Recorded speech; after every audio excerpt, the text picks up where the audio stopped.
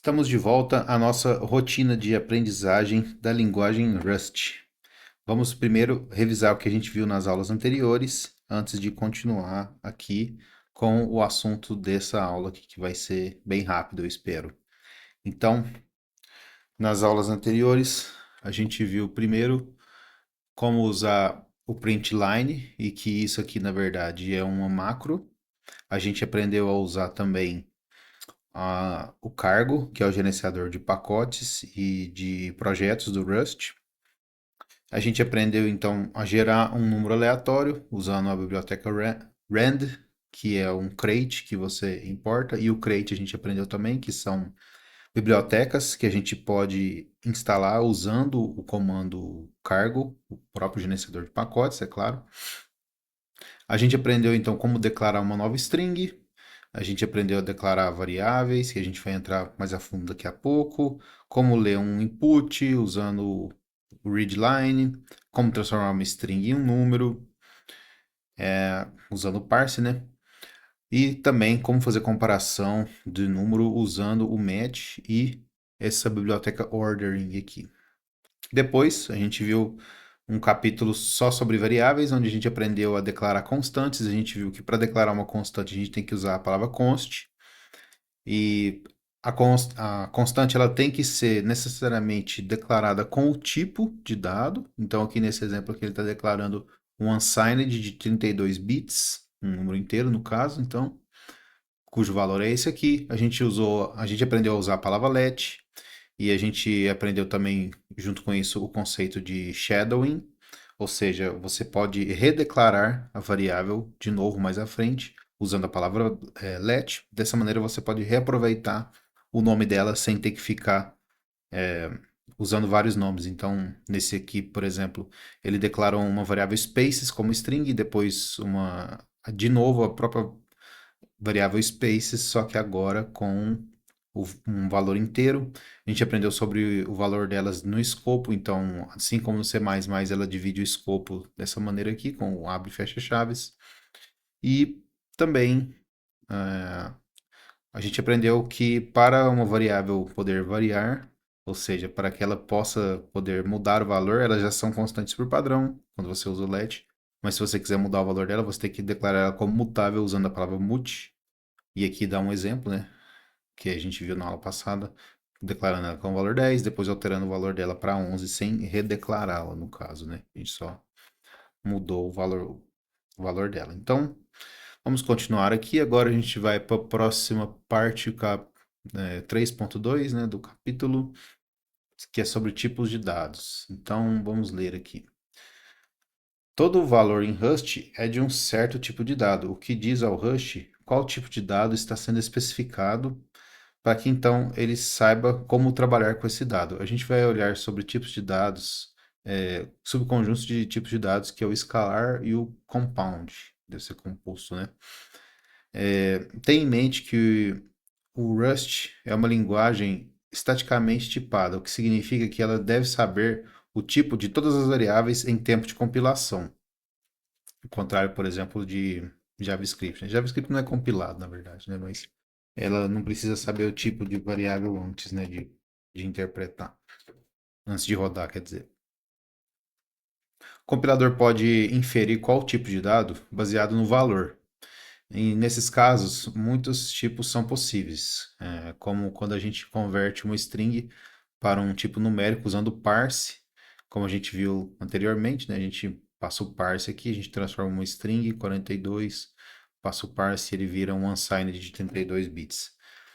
Se a gente não adicionar o U32, que é a notação de tipo mostrando, o Rust vai mostrar o seguinte erro, que significa que o compilador precisa de mais informação para saber qual tipo de dado que a gente quer usar. Então, não necessariamente o parse vai ser um unsigned 32, né? Pode ser que seja um signed ou de 64 bits ou de algum outro tamanho, né?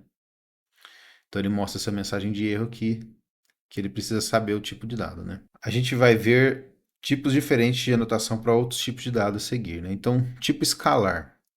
O tipo escalar representa um valor único. O Rust tem quatro escalares primários, que são os inteiros, os pontos flutuantes, né, os floats, os números e os booleanos e os caracteres. Você pode reconhecer esses de outras linguagens de programação. Então vamos ver como que eles funcionam no Rush, né? Então o tipo inteiro. Um inteiro é um número sem um componente fracional, assim como em outras linguagens, né? A gente usou um inteiro um tipo inteiro no capítulo 2, que era o U32, que é o unsigned, né? Esse aqui de 32 bits. Eu assumi que era o unsigned, né? Porque é muito parecido com o C++, também usa algumas tipagens que eles fazem assim. Usa o U para representar um unsigned e o tamanho dele assim. Esse tipo de declaração indica que o valor está associado e que deve ser então um unsigned de 32. Os signeds começa com o I em vez de U e ocupam 32 bits de espaço.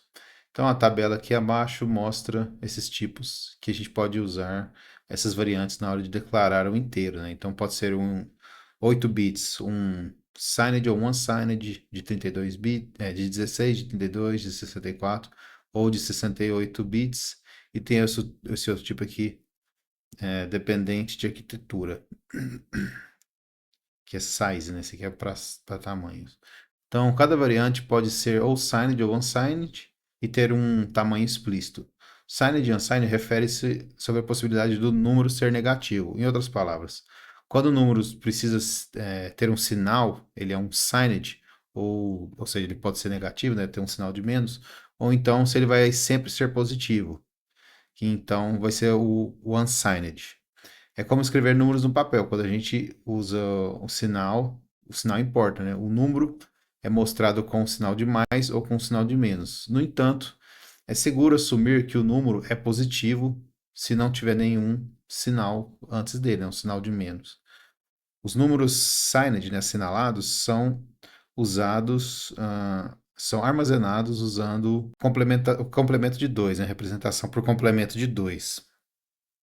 Ou seja, vamos colocar o 8-bit aqui, essa parte que ele vai explicar isso, né? O 8-bit, por exemplo, você vai ter 8 bits de dados para representar, ou seja, você vai poder representar o número de 2, quer dizer, de 0 até 2 elevado a 8. Ou seja, você vai poder armazenar um valor de 0 até 2 elevado a 8 menos 1, no caso, né? Porque você vai estar contando o zero dentro dessas possibilidades. Você vai ter 256, que é 2 elevado a 8 possibilidades, se ele for um unsigned. Agora, se ele for um signed, você vai ter que reservar um desses bits para representar o sinal dele. Ou seja, você só vai ter 7 bits daqueles 8 para poder representar o valor numérico, e o último bit, ou o primeiro bit, vai ser usado para o sinal. Então, pode ser, dependendo da arquitetura, pode ser o 0, um negativo, ou um positivo, ou o contrário,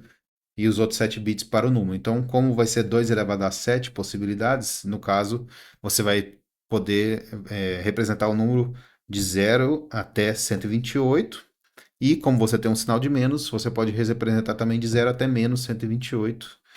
Ou seja, você vai do mesmo jeito ter 255 números, só que o valor dele vai representar entre menos 128 até 127, na verdade, né? Porque é menos um. Adicionalmente, o iSize e o USize são tipos dependentes da arquitetura do computador que o seu programa está rodando. Então, 64 bits se você está numa arquitetura de 64 bits, 32 se você está numa arquitetura de 32 bits. Você pode escrever inteiros literais em qualquer forma mostrado na tabela 3.2, essa aqui. Então, note que números literais podem ser múltiplos numéricos que permitem um tipo de sufixo, né? Como, por exemplo, 5, 7 ou 8, né? Para designar o tipo do número. O número literal pode também usar um underline como um separador visual para fazer o número mais fácil de entender, como por exemplo 1 underline 000, que vai ter o mesmo valor se você tivesse especificado 1000, né? Então isso aqui é para declarar outras é, outras representações numéricas além da decimal, né? Pode representar um decimal, ou um hexadecimal, colocando 0 ou F, ou um octal, colocando o 0 O, ou um binário, colocando 0 B, ou então um byte que no caso vai ser apenas de 8 bits, né? Que colocando o B e depois um caractere, né, do byte. Então, você sabe qual tipo de inteiro usar? Se você não está certo, os padrões do Rust são geralmente um bom lugar de começo, né? Tipos inteiros, o padrão é i32, se você não especificar, né? Ou seja, signage de 32 bits. E a situação primária em que você fosse usar um iSize ou usize é quando você está indexando algum tipo de coleção, né? De array ou de conjunto, né? Aqui ele fala um pouquinho sobre integer overflow. Isso aqui não vou entrar a fundo nisso. Que é, mas já falando, né? O integer overflow é quando você tenta somar algo a mais do que cabe dentro daquele tamanho. Então, se você tem, por exemplo, 8 bits, você pode ter o número até 255, né? Que é 2 elevado a 8 menos 1. Mas se você ficar somando essa variável, uma hora ela pode passar de 255 e aí, no caso, ela vai voltar para o começo, né? Porque vai passando as casinhas lá da contagem até chegar no 255. Na hora que você somar mais um, vai ficar tudo zero. E o nono bit vai para um. E aí você vai fazer um overflow nessa, nessa variável, né? Se você não tomar mais cuidado. Pelo menos assim, em C++, eu não sei se Rust tem alguma proteção para isso, né? Então, tipos flutuantes, o Rust também tem duas primitivas para float, que são números com partes decimais. Então, os floats são o F32 e o F64, que são 32 e 64 bits em tamanho, né? Que deve ser equivalente ao float e o double no C++. O tipo padrão é o F64, porque a maioria dos CPUs modernos são, né, nessa arquitetura. É a mesma velocidade de um F de 32 bits, mas é capaz de ter mais precisão, né? Como você tem mais bits para armazenar, você consegue fazer mais casas decimais.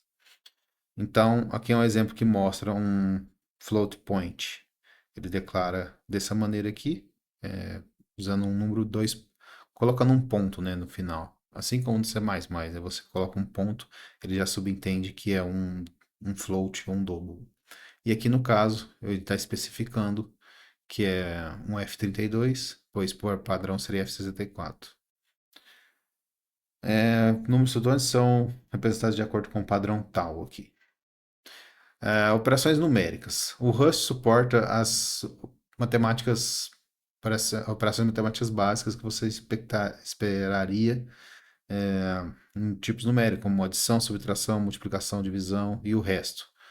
Divisão inteira trunca um número por zero, em zero, né? Até zero casas decimais, ao inteiro mais próximos. Ou seja, ele faz um floor ou um roof, dependendo do valor, né? O código a seguir mostra alguns exemplos, né, usando o let. Então, esse aqui faz uma adição de dois inteiros, vai um inteiro aqui. Aqui ele faz a subtração de dois float de 64 bits, né, porque ele vai passar isso para float. A multiplicação, que é esse produto aqui, que é esse símbolo, né, na verdade. O quociente, que é a divisão, né? Divisão exata. E o truncado, que você está dividindo dois inteiros, ele vai truncar o valor. No caso, vai ser menos um, né?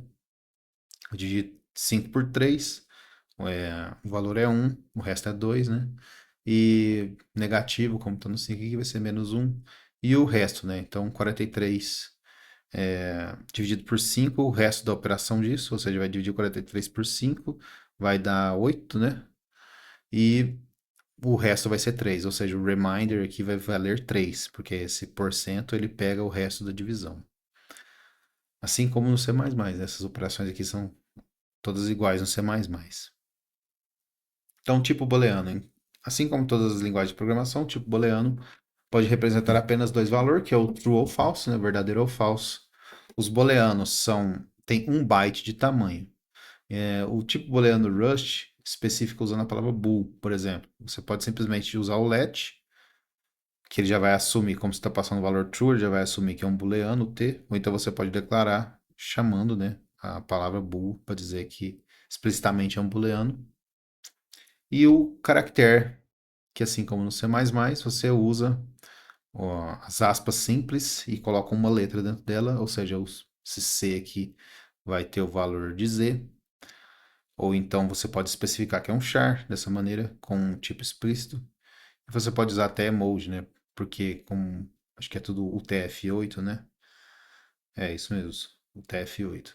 Note que a gente especificou o caractere literal com aspas simples, em oposto a strings, que usa aspas duplas. O tipo char no Rust tem 4 bytes em tamanho e representa um Unicode. Ah, tá. O valor escalar Unicode, que significa que pode representar muito mais do que apenas ASCII. Letras com acento, chinês, japonês, coreano, emojis, espaços em branco, né? É, caracteres invisíveis nesse aqui, né? E qualquer outro caractere válido que seja um Unicode de 4 bytes. O escalar Unicode varia entre 000 até o D7FF e entre E000 até o 10FFFF, inclusive, né? No entanto, o caractere não é realmente um conceito em Unicode. Você tem que usar a sua intuição humana para um caractere pode ou não combinar com o que um caractere é em Rust. A gente vai discutir esse tópico em detalhes mais à frente no capítulo 8. Tipos compostos. Tipos compostos são grupos de múltiplas variáveis em uma. O Rust tem duas primitivas de compostos, né, que é as tuplas e os arrays. Muito bom. Tupla é uma coisa muito útil. A tupla, em geral, é uma maneira de agrupar um número de valores em uma variedade de tipos dentro de um último composto, né? Um tipo composto. Tuplos têm um tamanho fixo. Uma vez declarado, eles não podem aumentar ou diminuir de tamanho. A gente cria uma tupla escrevendo valores separados por vírgula em uma lista dentro de parênteses. Cada posição na tupla tem um tipo e o tipo de diferentes valores na tupla não tem que ser o mesmo. Ou seja, pode ser diferentes, que nem está aqui, né? A gente pode adicionar tipos opcionais e anotações como no exemplo. Então ele declara uma variável tup, que ela é uma tupla de um inteiro de 32, de um float de 64 e um unsigned de 8 bits. Então, o primeiro valor do inteiro do signed de 32 bits é 500, do float de 64 é um 6.4 e do unsigned de 8 bits é 1. Isso tudo vai estar armazenado dentro de uma única tupla. Então, a variável tupla liga essa tupla inteira porque uma tupla é considerada um composto único, né, um elemento único. Para pegar um valor individual da tupla, a gente pode usar o pattern, né, o matching padrão, né, para desconstruir a tupla em valores assim. Então, se a gente tem essa tupla aqui, a gente pode declarar aqui embaixo três variáveis x, y e z igual a tup, e assim você isola cada uma delas. Se eu quiser acessar apenas o y, né, apenas esse segundo valor aqui, eu posso declarar assim, x, y, z, que são três valores, né, e eu quero só do meio, então eu pego o y aqui. Isso aqui que eu queria ver. O programa então cria primeiro uma tupla chamada tup, e então usa o padrão conlet para receber dessa tupla e transformar em três variáveis separadas, x, y, z. Isso é chamado desconstruir porque ele quebra, né, entre aspas, uma única tupla em três partes. Finalmente o programa imprime o valor de y, que é 6.4, né, que é a variável do meio aqui.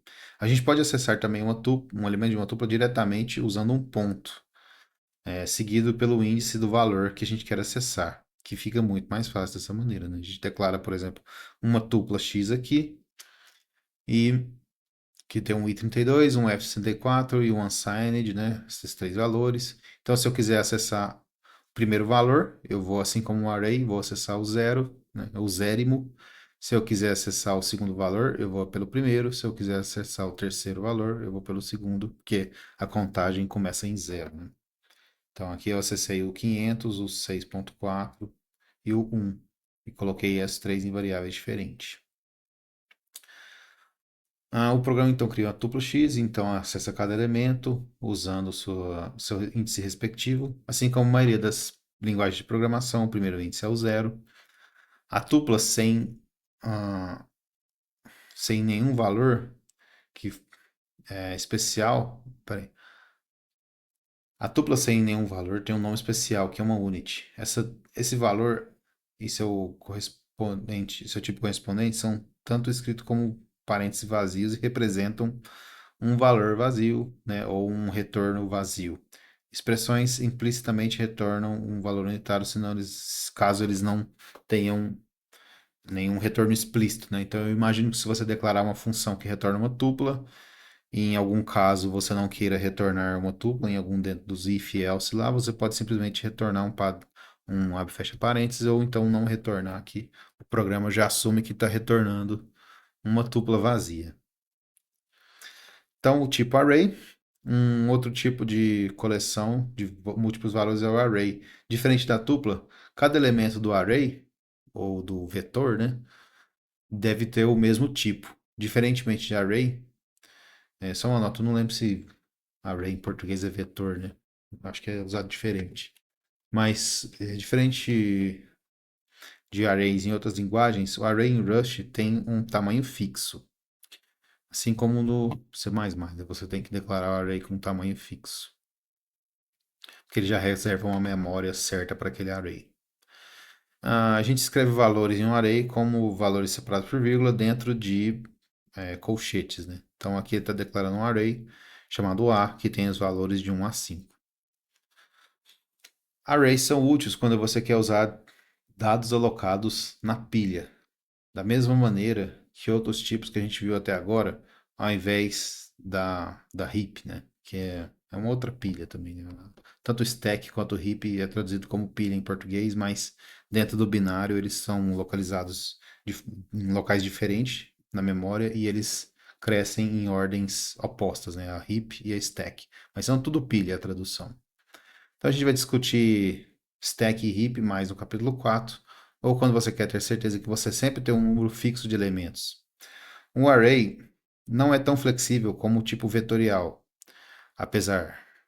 O vetor é um tipo similar de coleção que é provido pela biblioteca padrão, que é permitido você crescer e diminuir em tamanho o seu conteúdo ao vivo na heap, né? Na pilha heap. Se você não está certo de usar um array ou um vetor, a chance de que você deve usar um vetor. O capítulo 8 discute vetores e tal. Então, no entanto, os arrays são mais úteis quando você sabe o número de elementos. Não, sabe que o número de elementos não vai mudar. Por exemplo, se você está usando nomes fixos de um mês no programa, você provavelmente deveria usar um array ao invés de um vetor, porque você sabe que vai ser sempre 12 elementos, né? A gente tem 12 meses, então, nesse caso, se você precisar de uma variável que contém os valores dos meses, que seja um array, porque você não vai ficar adicionando outros meses aqui, né? Só tem 12. Se você escreve um tipo array usando square brackets, né, que é o colchetes, com o tipo de cada elemento, e uma vírgula. E então, tá, o tipo de array, quando você quer declarar que uma variável é do tipo array, né? Você usa o tipo de cada elemento e uma vírgula e o número de elementos. Então, isso aqui está dizendo que vai ser um array de signed de 32 bits com 5 valores, que é o que tem aqui, né? Tem de 1 a 5. Aqui o item 32 é o tipo de cada elemento e depois, na vírgula, o número 5 indica que o array tem 5 elementos. Você também pode inicializar o array para conter o mesmo valor para cada elemento, especificando o valor inicial seguido de um ponto e vírgula, e então o tamanho do array em colchetes, como mostrado aqui.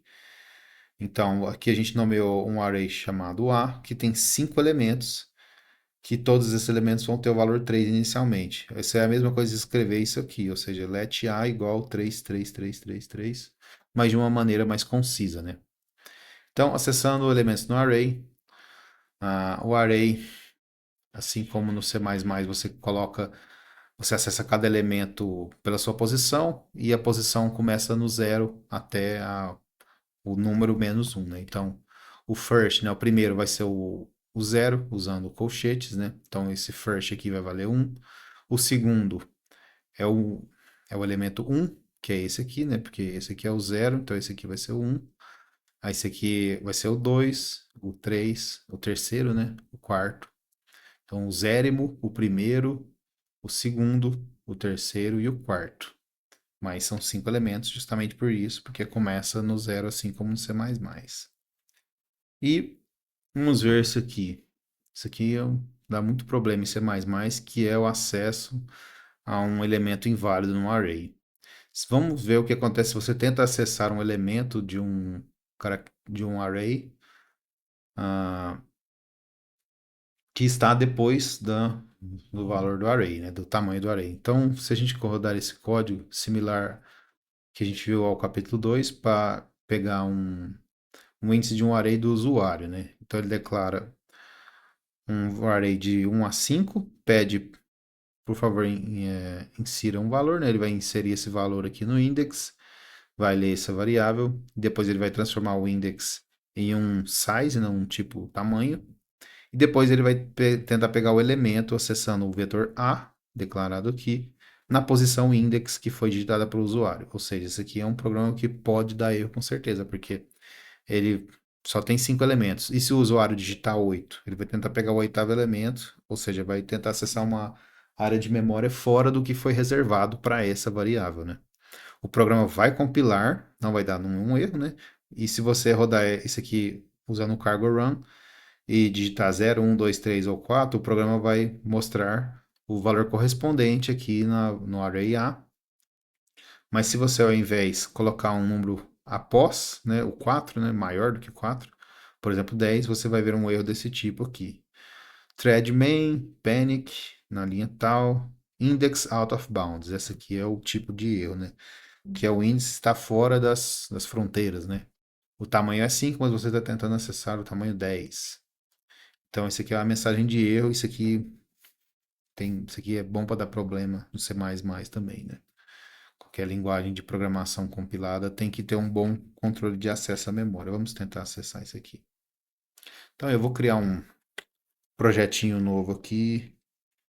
Cargo new tipos, né? Chamar de tipos. Fechar esses aqui. Vamos para tipos. Colar esse código. Opa. Só essa parte aqui. Colar esse código e digitar cargo run. Ops, cargo run. Então, se eu digitar o valor 1, ele vai acessar o índice 1, que é o 2, né? É o segundo elemento. Se eu tentar acessar o 0, é o primeiro, né? Então ele vai pegar o 1 aqui. Se eu tentar acessar, então, sei lá, o 15, dá aquele erro que ele mostrou.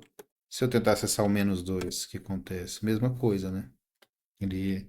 Então, esse aqui é diferente de Python, né? Se eu tivesse colocado -2 no Python, ele ia fazer ah, ao contrário, né? Ele ia começar a contagem do final. Então, esse aqui seria o 0, o 1 e o 2. Aqui ele teria pego o 3 se fosse em Python. Mas só uma observação.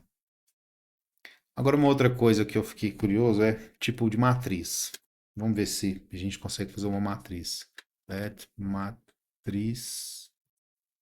Ah, então, ela vai ser.